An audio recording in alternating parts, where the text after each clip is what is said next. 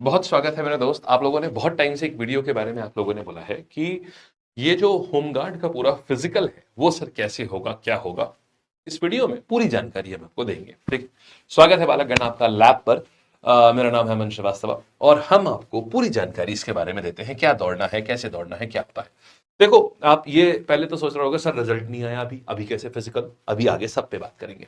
Result की बात करिए तो आपका हद हद जून लास्ट वीक और बहुत ज्यादा है तो जुलाई फर्स्ट वीक तक आपका रिजल्ट आ जाएगा। इसके बारे में हमने आपको पहले ही बताया है पहले के वीडियोस में कि कैसे हमने इस यहां तक हम पहुंचे हैं कि रिजल्ट आ ही जाएगा आपका।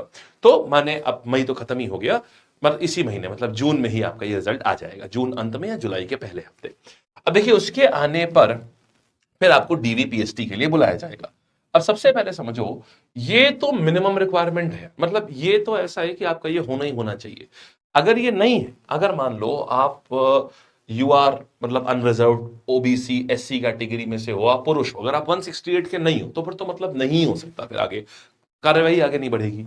और सीधा आपका 79 बिना फुलाए नॉर्मल है। जैसे फुलाने का मतलब होता है अब मैंने पूरा फुला लिया तो 84 आना चाहिए, तो ये चीज होती है 79 से 84। इसके बाद हम बात करेंगे एसटी के लिए थोड़ी कम रिक्वायरमेंट है और ये महिलाओं के लिए है। ठीक है, महिलाओं के में चेस्ट रिक्वायरमेंट कोई नहीं होती है, सिर्फ और सिर्फ वेट रिक्वायरमेंट होती है। ऐसा ना हो पता चला हवा नहीं, हवा चल रही है और बिल्कुल उड़ गए, है ना। तो 40 किलो मिनिमम कम से कम आपको होना चाहिए। नहीं, जाहिर सी बात है, देखिए आप एक प्रकार की सिक्योरिटी फोर्स में हैं आप, और वहां पर अगर आप 40 किलो की भी नहीं होंगी तो फिर कैसे काम चल पाएगा। तो इसी तरीके से जैसे महिलाओं में चेस्ट की रिक्वायरमेंट नहीं है, इसी तरीके से पुरुषों में वेट की रिक्वायरमेंट नहीं होती, क्योंकि आमतौर पे पुरुषों का वेट एक औसतन सामान्य होता है। तो इसी तरीके से महिलाओं में लेकिन रिक्वायरमेंट वेट की बन जाती है। यहां पर 40 किलो मिनिमम वजन होना चाहिए आपका। ठीक है, इससे कम है अगर तो खाइए पीजिए कुछ भी करिए, है घी खाइए घी पीजिए कुछ भी करिए, लेकिन वजन 40 से ऊपर लेकर के जाइए। ठीक। अब और आगे बढ़ते हैं। अब देखिएगा, ये वाला जो सेक्शन है ना, ये सबसे खास है यार। ये एंड्योरेंस टेस्ट करता है आपकी। देखो दो प्रकार की चीजें होती हैं, एक होती है आपकी एंड्योरेंस, एक स्टैमिना। बेसिकली ये स्टैमिना टेस्ट करता है, एंड्योरेंस क्या, स्टैमिना टेस्ट करता है। आपको जितने भी पुरुष हैं उनको 4.8 4.8 किलोमीटर दौड़ना है 28 मिनट में। मेरे भाई ये छोटी चीज नहीं है, 28 मिनट दौड़ने में ही प्राण निकल जाते हैं लोगों के। तो ये प्रैक्टिस आपको अभी से करनी पड़ेगी। मैंने क्यों वेट नहीं किया रिजल्ट आने का, और रिजल्ट के बाद आपको मैं सारी बातें बताऊं, इसका इंतजार क्यों नहीं किया, उसका कारण ये है क्योंकि आप समझिए, रिजल्ट आने के बाद तो आपके पास समय नहीं होगा कि आप ये दौड़ेंगे कब। आपके पास दौड़ने का समय नहीं होगा, क्योंकि ये तो आपका 28 मिनट तक आप लगातार दौड़ पाए, ये आसान काम नहीं होता है। तो इसके लिए आपको कम से कम 1 से 2 महीने का समय चाहिए होता है। अभी ईश्वर की दया से मौसम भी देखिए सही होना शुरू हो गया है, गर्मी कम हो गई है थोड़ी सी, बरसात बरसात शुरू होना शुरू हो जाएगी, 15 जून से मानसून भी आ ही रहा है। तो आपको क्या करना है, सुबह सुबह निकल जाइए 4:30 5 बजे, और डेली प्रैक्टिस करिए कि आप ये मार्क चेक कर, आप इस मार्क तक पहुंच पाए। और ध्यान रखिएगा ये प्रैक्टिस आपकी जिम में नहीं होनी चाहिए कि आप जिम जाकर के, देखिए आप जब जिम में दौड़ते हैं ना तो वो अलग होती है। आप ट्रेडमिल पे दौड़ रहे हैं, जिम में एसी चल रहा है, तो बढ़िया आराम से। ट्रेडमिल में ऐसे शॉकर्स लगे होते हैं जो आपको ज्यादा बहुत तेज आपको फील नहीं होने देंगे, जो आप बार बार जब आप दौड़ते हैं ना पैर रखते हैं तो जो नीचे से भी ना एक फोर्स आता है, एक बाउंस बैक फोर्स आता है, तो ट्रेडमिल पे बहुत कम होता है। तो ट्रेडमिल पे दौड़ना फिर भी आसान है। तो ये मत सोचिएगा मैं जा करके बढ़िया एसी ऑन करके ट्रेडमिल पे दौड़ूंगा और फिर मैं डीवी यहाँ अपना मैं फिजिकल निकाल लूंगा, नहीं। आप प्रॉपर या तो सड़क पे दौड़िए या फिर किसी ग्राउंड में जाके दौड़िए। महिलाओं के लिए आपको 2.4 किलोमीटर दौड़ना है 16 मिनट में। तो जितनी भी हमारी महिलाएं हैं, आप लोग जो है इसकी प्रैक्टिस करना शुरू कर दीजिए। मैंने रनिंग करी हुई है, मैं जानता हूं कितना समय लगता है। बॉडी पहले एक हफ्ते में ना आपको बहुत रुलाएगी, बहुत रुलाएगी। आपको लगेगा यार क्या कर रहा हूं, क्यों कर रहा हूं, आपके पैर शायद सूज जाएं। कोई बात नहीं, सूज जाए सूज जाने दीजिए। आप बाल्टी में गर्म पानी लीजिए, उसमें सेंधा नमक डालिए थोड़ा सा, और पैर उसमें आप भिगा करके बैठ जाइए। 15-20 मिनट में जितने भी आपके मसल सूजे हुए हैं ना सोरने से, सब खत्म हो जाएगी। मैंने जब से मैं 12वीं में जब पास हुआ था तो मैंने बॉक्सिंग करी है।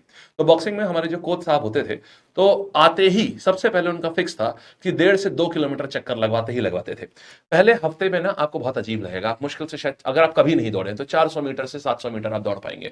लेकिन जैसे जैसे दूसरा हफ्ता आना शुरू होगा, आप धीमे धीमे देखेंगे आप अपने आप 800 मीटर तक आप थकेंगे नहीं। फिर 800 से 1200 मीटर में आप थकेंगे। फिर देखिएगा तीसरे हफ्ते आते आते आप 1200 मीटर में बिल्कुल नहीं थकेंगे, आप 1200 से 1600 मीटर में थकेंगे। मेरा सजेशन है बच्चों, आप लोग 400 मीटर की स्प्रिंट में दौड़िएगा। ठीक है, 400 मीटर में क्या है कि आपको हमेशा पता रहेगा यार 400 के मुझे 12 चक्कर काटने हैं। तो धीमे धीमे आप ऐसा करिए, एक हफ्ते में हो सकता है आप 2 चक्कर काट पाए, दूसरे हफ्ते में तीसरा चक्कर शुरू करिए, चौथे हफ्ते में ऐसा करके आप 2 चक्कर और बढ़ा लीजिए, 5 चक्कर पे आ जाइए, फिर आप 8 चक्कर पे आ जाइए। ऐसे करके करेंगे तो आप ये आराम से कर लेंगे। ठीक है, वही सजेशन मेरा लड़कियों को भी है।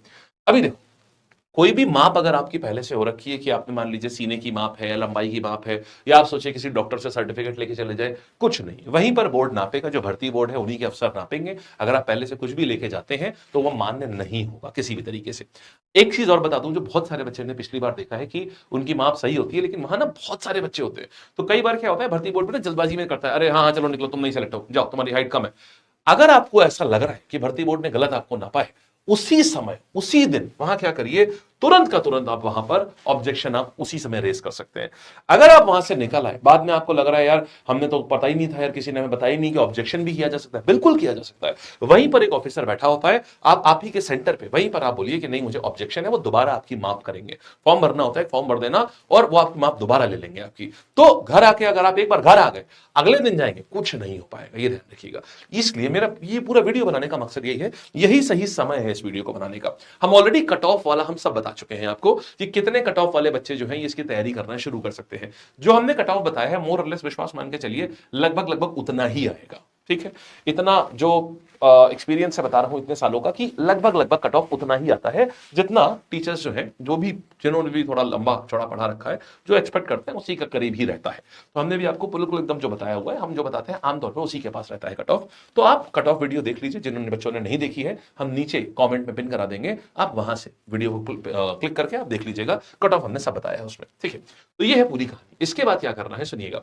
अब यहां पर जो आपको आपत्ति करनी है ना, तो उसके लिए क्या होता है, ये यहां पर एक एडिशनल एसपी लेवल के नोडल अधिकारी होते हैं, उनके पास जाकर के आपको करना होता है, समझ गए। ये सारी चीजें आपने यहां पर, हम आपको ये पीपीटी भी दे देंगे, हमारे टेलीग्राम पे मिल जाएगा, रोजगार लैब के टेलीग्राम पर, ताकि आप लोग एक बार पढ़ भी लीजिएगा कि कैसे आपको करना होता है, क्या तरीका होता है आपत्ति दर्ज करने का। ये हर बच्चा पढ़ लीजिएगा, बहुत जरूरी है। वहां पता है कुछ समझ में नहीं आता है, वहां पर उस समय कुछ नहीं समझ में आता, जब इतनी जल्दी जल्दी बहुत सारे बच्चे होते हैं, बहुत जल्दी जल्दी नाप हो रही होती है वहां पर। अब देखो यहां पर वेटिंग लिस्ट में क्या बोला गया है, बोले कि देखिए ऐसा है, यहां पर चयन के बाद अभ्यर्थी को चयन को लेकर एक महत्वपूर्ण नियम बोला गया, वो क्या है कि यहां पर होमगार्ड के एनरोलमेंट हेतु कोई भी परीक्षा सूची तैयार नहीं करी जाएगी। मतलब कोई वेटिंग लिस्ट नहीं है, जो है नो इफ नो बट, फैसला ऑन द स्पॉट, कदमगानी। तो आपको उसी समय पता चल जाएगा। अगर आपका फिजिकल क्लियर है तो आप उसी समय इन है, फिर सीधे सीधे, ठीक है। तो कहिए 99% तो आपको उसी समय क्लियर हो जाएगा कि हाँ भाई मेरा फिजिकल हो गया, कट ऑफ में ऑलरेडी निकाल चुका हूं, मैं तो बढ़िया करने जा रहा हूं। समझ गए भाई। तो ये है पूरी कहानी आपको होमगार्ड की पूरी।